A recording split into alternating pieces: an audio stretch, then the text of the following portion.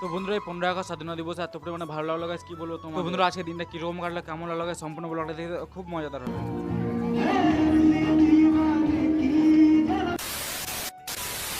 তো hello everyone welcome to other blog. আছে সবাই ভালো আছেন, আমি অনেকটা ভালো আছি। তো বন্ধুরা কয়েকদিন থেকে কিন্তু আমার ঠিকঠাক ব্লগ আসছে না, কিন্তু কিছুদিনের মধ্যে কিন্তু চলে আসবে তাড়াতাড়ি কিছু ভালো ভালো ব্লগ। তো বন্ধুরা তোমরা একটু বেশি বেশি করে সাপোর্ট করো যাতে একটু আমাকে ভালো লাগে গাইস, সেই জন্য আর কি একটু বেশি করে সাপোর্ট করো। তো গাইস যাই হোক আজকে হচ্ছে 15 আগস্ট স্বাধীনতা দিবস। তো বন্ধুরা আমি ছিলাম আমাদের গ্রামে প্রাইমারি স্কুলে। তো বন্ধুরা এই স্কুলে আসার কারণটা গাইস অনেক বছর পুরনো, কিন্তু কাহিনী গাইস অতটা বলা যাবে না। বন্ধুরা এখানে এসে সকাল সকাল একটু কাজ বাজ করলাম, মানে একটু সাজানোর জন্য কাজটা কমপ্লিট করলাম। তো বন্ধুরা ওখানে সাজানোর কাজ চলছিল, আমি চলে আসলাম অফিস রুম, সেখান থেকে ফুল নিয়ে চারিদিকে কিন্তু সাজিয়ে ফেললাম অলরেডি। তো গাইস তার মধ্যে দেখা হয় ছোট ছোট কিছু ফলোয়ারের সঙ্গে আমার, তারা নাকি আমার ব্লগ প্রতিদিন দেখে, সেজন্য আর কি তাদের সঙ্গে একটু ভিডিও করে নিলাম। তো বন্ধুরা পতাকা উত্তোলন করার জন্য যে প্রসেসটা আছে এখানে প্রসেসটা কিন্তু কমপ্লিট করছি। তো বন্ধুরা ফার্স্টে কিন্তু দুই ধরনের ফুল দিয়ে সুন্দরভাবে বেঁধে নিলাম, আর এখন কিন্তু ফাইনালি আমাদের সব কাজ পুরো কমপ্লিট হয়ে যায়। সব কাজ এখানে কমপ্লিট হয়ে গেলে স্কুলের ছাত্রদের সবাইকে নিয়ে কিন্তু মাঠে দাঁড় করানো হয়। ভারতের স্বাধীনতা দিবস ৮০তম স্বাধীনতা দিবস আমরা পালন করতে যাচ্ছি।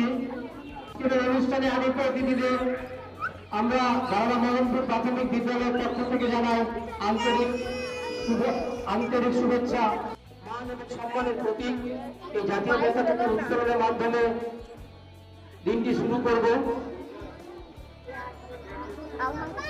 পরে বন্ধুরা আমার হেডমাস্টারদেরকে বরণ করা হয়ে গেলে আমাদের জাতীয়